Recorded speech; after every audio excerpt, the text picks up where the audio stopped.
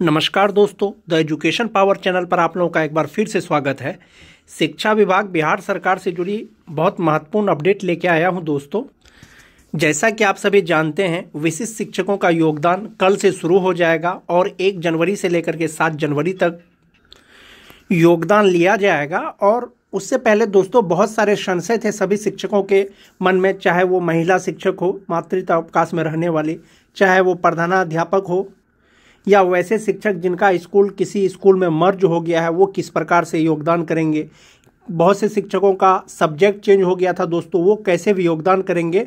सारे सवालों का जवाब एक लेटर में मिलेगा दोस्तों, उसके बारे में पूरी जानकारी दूंगा।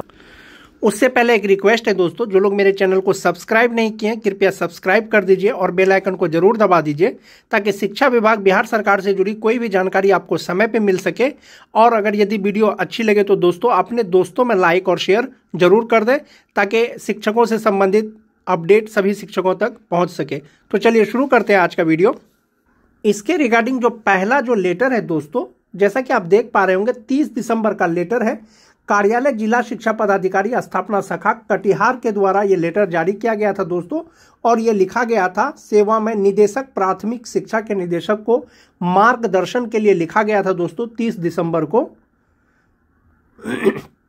इसका विषय था दोस्तों बिहार विद्यालय विशिष्ट शिक्षक नियमावली 2023 यथा संशोधित के आलोक में योगदान करने के संबंध में, यानी योगदान करने के संबंध में कुछ दिशा निर्देश चाहिए था। इसीलिए कार्यालय जिला शिक्षा पदाधिकारी कटिहार के द्वारा जो है निदेशक प्राथमिक शिक्षा को लेटर लिखा गया। महाशय, उपर्युक्त विषयक अंकित करना है कि पंचायती राज संस्थान एवं नगर निकाय संस्थान अंतर्गत नियोजित शिक्षक जो सक्षमता 1 परीक्षा उत्तीर्ण है, जो विशिष्ट शिक्षक के रूप में योगदान 1 जनवरी 2025 से लेकर 7 जनवरी 2025 की अवधि में पदस्थापित विद्यालयों में योगदान करना है। यानी वैसे नियोजित शिक्षक जिन्होंने सक्षमता 1 की परीक्षा पास कर ली है और काउंसलिंग सफलतापूर्वक हो गया है, 1 जनवरी से 7 जनवरी के बीच में वो अपने पदस्थापित विद्यालय में योगदान करेंगे विशिष्ट शिक्षक के रूप में। इस क्रम में नवनियुक्त विशिष्ट शिक्षक द्वारा योगदान के संदर्भ में कतिपय परीक्षाएं की जा रही है। इससे संबंधित मुख्य परीक्षाएं निम्नवत है। परीक्षाएं का मतलब हुआ, इससे संबंधित बहुत सारे सवाल हैं नवनियुक्त जो विशिष्ट शिक्षक हैं उसके मन में, और कुछ सवाल वो इस प्रकार है। पहला जो सवाल है दोस्तों, जो नियोजित शिक्षक वर्तमान में नियोजन इकाई द्वारा निलंबित है और विशिष्ट शिक्षक के पद पर चयन है, तो उसका योगदान निर्धारित अवधि में किस प्रकार से होगा। यानी जो शिक्षक निलंबित है उसका योगदान किस प्रकार से होगा।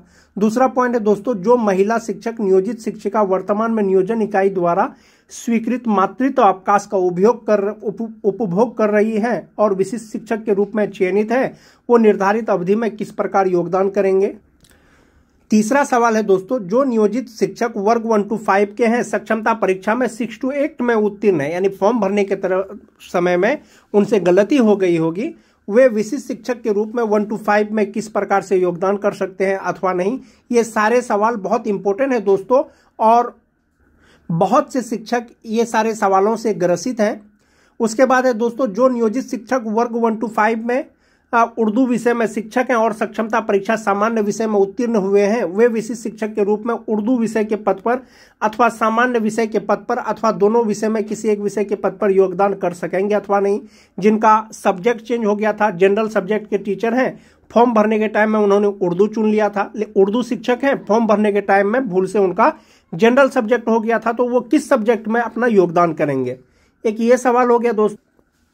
एक सवाल यह है कि नियोजित शिक्षक जो सक्षमता 1 परीक्षा देने के समय जिस भवनहीन भूमिहीन विद्यालय में पदस्थापित थे, वह वर्तमान में किसी अन्य विद्यालय के साथ मर्ज हो गया है, वैसे नियोजित शिक्षक विशिष्ट शिक्षक के रूप में सम्मिलित विद्यालय में योगदान कर सकेंगे अथवा नहीं। बहुत सारे सरकारी विद्यालय ऐसे थे दोस्तों जो भवनहीन थे, जिसको भूमि उपलब्ध नहीं हो पाया था और किसी विद्यालय में उसको मर्ज कर दिया गया था, सम्मिलित कर दिया गया था। तो उस विद्यालय के पदस्थापित शिक्षक, चूंकि उस समय जो फॉर्म भरा गया था तो नियुक्ति पत्र में उनका उसी विद्यालय का नाम है, तो वो किस विद्यालय में योगदान करेंगे और किस प्रकार से करेंगे, इसका भी दोस्तों परीक्षा किया गया था। 6 नंबर में दोस्तों, विशिष्ट शिक्षकों को प्रधानाध्यापक प्रधान शिक्षक के समक्ष योगदान करना है।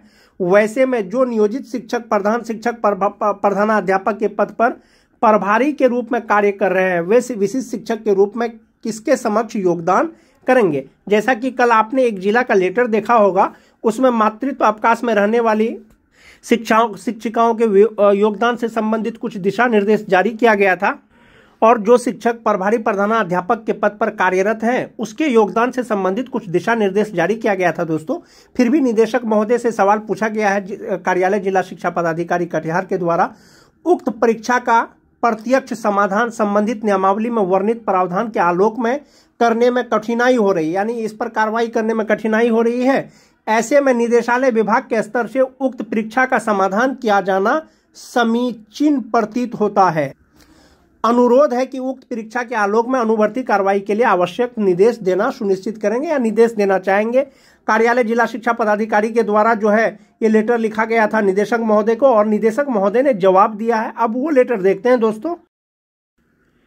इस लेटर में दोस्तों जो विशिष्ट शिक्षक का योगदान होने वाला है उससे संबंधित सारे सवाल का जवाब है दोस्तों। जैसा कि आप देख पा रहे होंगे, बिहार सरकार शिक्षा विभाग प्राथमिक शिक्षा निदेशालय का ये लेटर है, और 31 दिसंबर आज का ये लेटर है दोस्तों। प्रेषक हैं जो निदेशक हैं पंकज कुमार प्राथमिक शिक्षा के, उन्होंने लिखा है, और सेवा में जिला शिक्षा पदाधिकारी कटिहार। चूंकि कटिहार जिले के जिला शिक्षा पदाधिकारी द्वारा उनको कुछ सवाल पूछा गया था, टोटल 7 सवाल दोस्तों, उसका जवाब दिया गया है।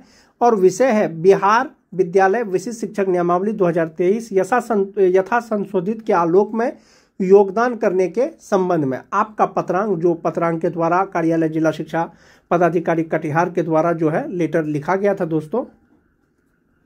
महाशय, उपर्युक्त विषयक आपके प्रसंगाधीन पत्र द्वारा सक्षमता 1 उत्तीर्ण स्थानीय निकाय के शिक्षकों को विशिष्ट शिक्षक के रूप में दिनांक 1 जनवरी 2025 से 7 जनवरी 2025 की अवधि में पदस्थापित विद्यालय में योगदान के संदर्भ में की गई परीक्षाओं का निराकरण निम्नवत है। यानी उन्होंने जो सवाल पूछा है, सारे सवालों का जवाब इस प्रकार से है दोस्तों। 1 नंबर सवाल पूछा था दोस्तों, जो नियोजित शिक्षक वर्तमान में नियोजन इकाई द्वारा निलंबित है, क्या वे योगदान कर सकते हैं विशिष्ट शिक्षक के रूप में? कहा लिखा गया है दोस्तों, निलंबन की समाप्ति के उपरांत योगदान करेंगे। जब उनका सस्पेंशन खत्म हो जाएगा तब वे योगदान करेंगे। दूसरा सवाल था दोस्तों कि जो महिला नियोजित शिक्षक वर्तमान में नियोजन इकाई द्वारा स्वीकृत मातृत्व अवकाश का उपभोग कर रही है और विशिष्ट शिक्षक के रूप में उनका चयन हो गया है, तो निर्धारित अवधि में किस प्रकार वे योगदान करेंगे? तो ये जवाब दिया गया दोस्तों, EL study leave, medical leave, maternity leave पर रहने वाले शिक्षक शिक्षिका का जिला शिक्षा पदाधिकारी के ईमेल पर योगदान प्रतिवेदन समर्पित करेंगे। यानी आपको योगदान के लिए जो भी दस्तावेज आपको मिला है, चाहे वो औपबंधिक नियुक्ति पत्र हो, पदस्थापन पत्र हो, योगदान पत्र हो, जिला शिक्षा पदाधिकारी के मेल में आपको मेल करना है वो प्रतिवेदन। जो स्टडी लीव, मेडिकल लीव या मैटरनिटी लीव में है, मातृत्व अवकाश में, चिकित्सा अवकाश में, अध्ययन अवकाश में, वैसे शिक्षकों का योगदान स्वीकृत ईमेल के माध्यम से किया जाएगा, और मेल कर सकते हैं जिला शिक्षा पदाधिकारी के मेल पर।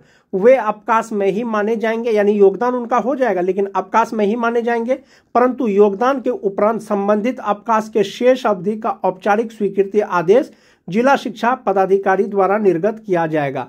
यानी कोई भी शिक्षक या शिक्षिका मेडिकल लीव में है, मैटरनिटी लीव में है, तो जितने दिन वो नियोजन में रह करके उपभोग किया तो किया, लेकिन जैसे ही उनका विशिष्ट शिक्षक के रूप में उनका योगदान स्वीकृत हो जाएगा तो शेष अवधि जो है दोस्तों, उसका अवकाश जो शेष है वो कार्यालय जिला शिक्षा पदाधिकारी द्वारा निर्गत किया जाएगा। उसके बाद है दोस्तों, विशेष परिस्थिति के कारण कोई शिक्षक शिक्षिका विभाग द्वारा योगदान हेतु निर्धारित अवधि 1 जनवरी से 7 जनवरी तक के बाद भी योगदान कर सकते हैं। यानी विशेष परिस्थिति में कोई शिक्षक मान जाते हैं मेडिकल लीव में है, कोई शिक्षिका मातृत्व अवकाश में है, यदि वे मेल के माध्यम से अपना योगदान नहीं कर पाती है तो 7 तारीख के बाद भी उनका योगदान हो सकेगा। ऐसे शिक्षकों को योगदान की तिथि से विशिष्ट शिक्षक का वेतन अनुमान्य होगा। यानी जिस दिन से वो ज्वाइन करेंगे दोस्तों, उसी दिन से विशिष्ट शिक्षकों का जो है उनको वेतन मिलेगा। जो मोस्ट इंपोर्टेंट क्वेश्चन है दोस्तों वो 3 नंबर का है। जो नियोजित शिक्षक वर्ग 1 to 5 के पद पर हैं और सक्षमता परीक्षा में 6 to 8 में उत्तीर्ण हुए हैं, वे विशिष्ट शिक्षक के रूप में वर्ग 1 to 5 के पद पर योगदान कर सकते हैं अथवा नहीं। निदेशक महोदय द्वारा जवाब दिया गया है दोस्तों, जिला कार्यक्रम पदाधिकारी स्थापना द्वारा आवेदन किस परिस्थिति में स्वीकृत किया गया। यानी उनका आवेदन जो है स्वीकृत नहीं करना था एडमिट कार्ड के लिए। यदि ऐसा था तो काउंसलिंग में डाउटफुल करना चाहिए था। यदि उन्होंने आवेदन को स्वीकृत कर दिया था लेकिन काउंसलिंग में उसको डाउटफुल करना चाहिए था। ऐसे शिक्षकों का योगदान तत्काल स्थगित रखा जाए, इस पर अलग से निर्णय लिया जाएगा। ये भी प्रश्न बहुत महत्वपूर्ण है दोस्तों। जो नियोजित शिक्षक वर्ग 1 to 5 के उर्दू विषय के शिक्षक हैं और सक्षमता परीक्षा सामान्य विषय में उत्तीर्ण हुए हैं, वे विशिष्ट शिक्षक के रूप में उर्दू विषय के पद पर अथवा सामान्य विषय के पद पर अथवा दोनों विषय में किसी एक विषय के पद पर योगदान कर सकेंगे अथवा नहीं। इस सवाल का दोस्तों निदेशक महोदय द्वारा जवाब दिया गया है कि जिला कार्यक्रम पदाधिकारी स्थापना द्वारा आवेदन किस परिस्थिति में स्वीकृत किया गया। यानी आवेदन को उनका स्वीकृत नहीं करना था। यदि ऐसा था तो काउंसलिंग में डाउटफुल करना चाहिए था। ऐसे शिक्षकों का योगदान तत्काल स्थगित रखा जाए, इस पर अलग से निर्णय लिया जाएगा। दो बात हुई दोस्तों, जो 1 to 5 के शिक्षक भूलवश फॉर्म भरते समय 6 to 8 का कर दिए थे, या 6 to 8 वाले शिक्षक 1 to 5 का कर दिए थे, या जो नियोजित टीचर 1 to 5 के उर्दू विषय के शिक्षक थे उन्होंने सामान्य विषय चुन लिया था, सामान्य विषय के शिक्षक उर्दू विषय चुन लिया था। ऐसे सभी प्रकार के शिक्षक फिलहाल योगदान नहीं कर पाएंगे। इसके लिए निर्णय अलग से लिया जाएगा दोस्तों विभाग के द्वारा। अगला जो सवाल था दोस्तों, नियोजित शिक्षक जो सक्षमता परीक्षा 1 देते समय जिस भवनहीन भूमिहीन विद्यालय में पदस्थापित थे वह वर्तमान में किसी अन्य विद्यालय के साथ समविलित या मर्ज्ड हो गया है, वैसे नियोजित शिक्षक विशिष्ट शिक्षक के रूप में समविलियनित विद्यालय में योगदान कर सकेंगे अथवा नहीं। तो जवाब दिया है दोस्तों, जो मर्ज्ड विद्यालय है उसी में योगदान करेंगे। वो मर्ज्ड विद्यालय का जो मूल विद्यालय है उनका जो प्रधानाध्यापक है वही उनके योगदान को स्वीकृत करेंगे। अगला सवाल था दोस्तों, विशिष्ट शिक्षक को प्रधानाध्यापक प्रधान शिक्षक के समक्ष योगदान करना है। यानी जो शिक्षक परीक्षा पास कर गए हैं, उनको लेटर मिला है, वो प्रधानाध्यापक के समक्ष जो है योगदान करेंगे। ऐसे में जो नियोजित शिक्षक प्रधानाध्यापक के पद पर प्रभारी के रूप में कार्य कर रहे हैं वे विशिष्ट शिक्षक के रूप में किसके समक्ष योगदान करेंगे। जवाब दिया गया है दोस्तों, स्वयं के समक्ष योगदान कर सकते हैं। जबकि कल एक जिला कार्यालय द्वारा लेटर निकाला गया था तो दोस्तों उसमें कहा गया था कि प्रधानाध्यापक जो है प्रखंड शिक्षा पदाधिकारी के समक्ष योगदान करेंगे, तो वो गलत हो गया दोस्तों। इस लेटर के अनुसार चूंकि निदेशक का ये लेटर है, प्रधानाध्यापक स्वयं अपना योगदान स्वीकृत कर पाएंगे और योगदान पत्र का मूल प्रति दोस्तों जिला कार्यालय में जमा करना है। तो ये कुछ कॉमन पॉइंट था दोस्तों, कुछ प्रश्न था।